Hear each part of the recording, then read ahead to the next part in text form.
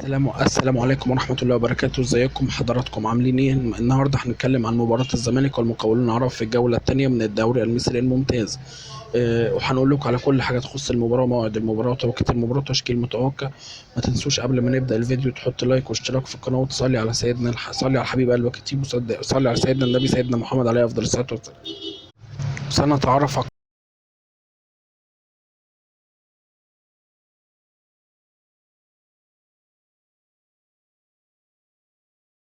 بهدفين مقابل هدفين. آه، استضيف استاد القاهرة الدولي مباراة تجمع صاحب الأرض نادي الزمالك بالضيف هو المقاولين العرب الديابة زي ما بيلقبوا بيهم، وذلك في الجولة الثانية من الدوري المصري الممتاز اللي ابتدى وفي عظمة بتحصل في الدوري السنة دي. تعادل الزمالك في الجولة الأولى أما خسر المقاولون العرب في الجولة الأولى. حابين نعرفكم كل حاجة عشان بس لو انتم مش عارفين. وداخل نادي المقاولين بطموح كبيرة بسبب خسارته أمام بلدية المحلة بهدفين مقابل لا شيء. وداخل نادي الزمالك بطموح كبيرة أمام نادي المقاولين العرب بفوز بنتيجة كبيرة قدام منافس يعني متوسط في حد ذاته في الدوري، وعاوزين يكسبوه بنتيجة كبيرة عشان يعوضوا الإخفاق ده. فالفريقين بيطمحوا في الفوز بأول 3 نقاط لهم في الدوري 2023-2024.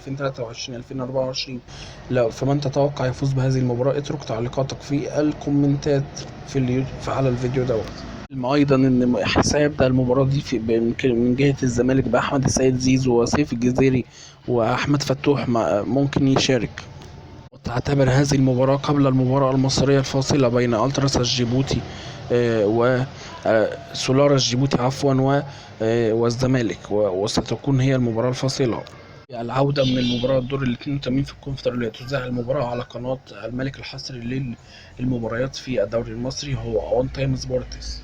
وسوف تنطلق صافرة المباراة في تمام الساعة 5 مساء بتوقيت تونس والجزائر والمغرب، 6 مساء بتوقيت ليبيا والسودان. وحابين ننعي ضحايا المغرب وضحايا المغرب وليبيا من آثار الزلزال، وربنا يا رب يصبر أهل اليوم صبر السلوم.